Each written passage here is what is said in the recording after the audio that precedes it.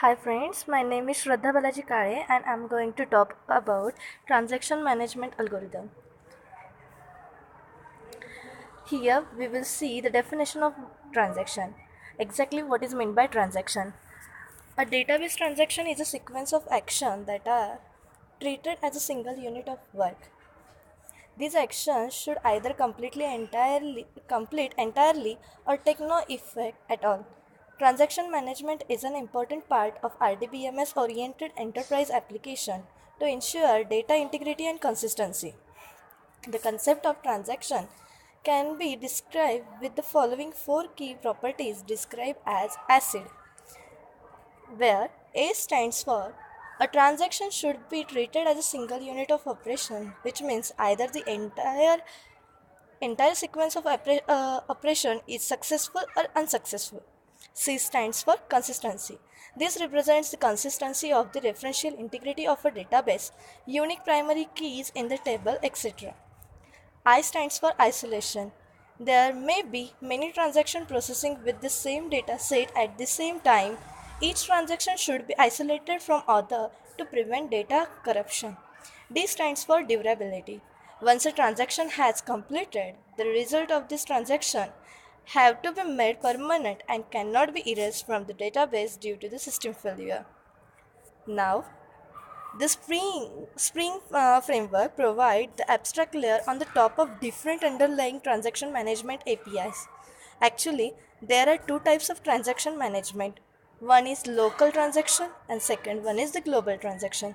Local transaction are the specific to single transactional resource like JDBC connection, whereas global transaction can span multiple transactional resources like transaction in a distributed system. Local transaction management can be useful in a centralized computing environment where application components and resources are located at a single site, and transaction management only involve a local data manager running on a single machine. Local transactions are easier to be implemented than the global transaction. Now, we will see a simple banking example. If A wants to transfer $1,000 from her saving account to her checking account, then there should be debit of $1,000 from the saving account and credit of $1,000 from the checking account. A's total balance should remain the same.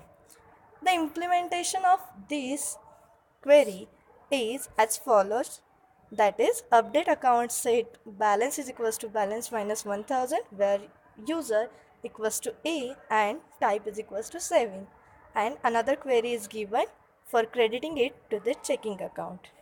Now what if an error happens?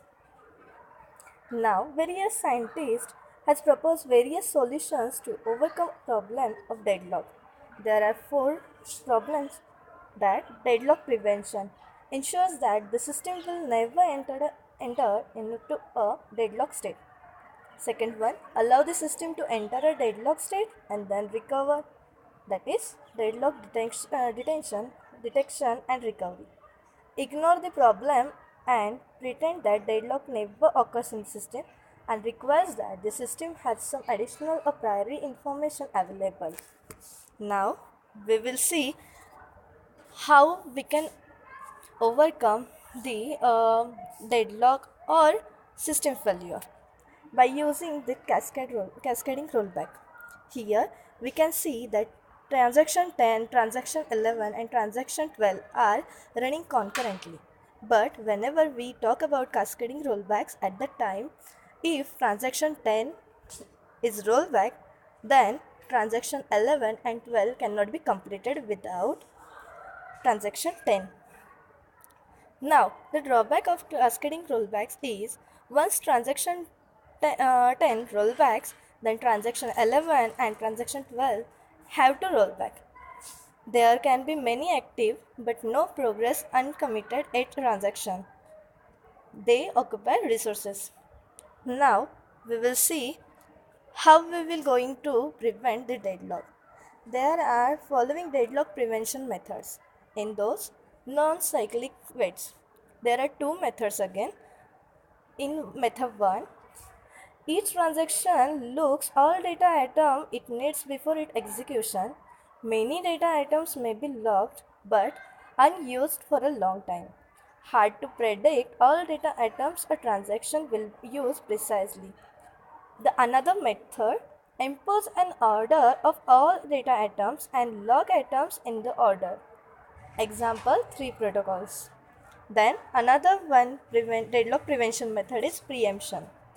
If transaction 2 requests a lock held by transaction 1, we may roll back transaction 1 and grant the lock to transaction 2.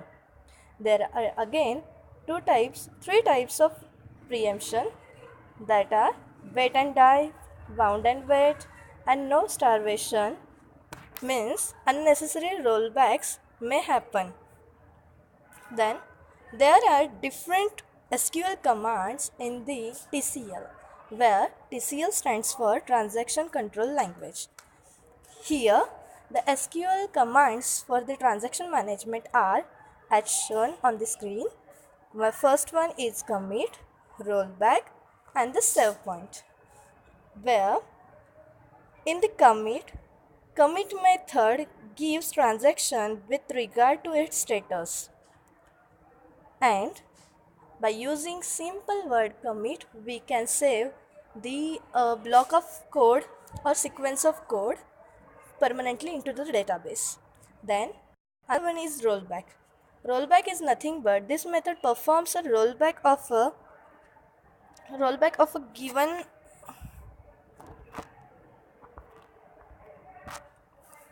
this method performs a rollback of a given transaction, means it will unsave the data up to particular point. Means we can say that if we have commented statement 1 and after some sequence of code we are going to roll back, at that time rollback will unsave the changes up to the commit point.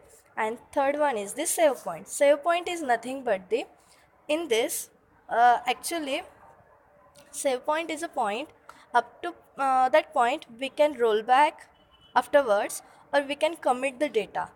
So these are the breakpoints which are going to we are going to store during the sequence of code.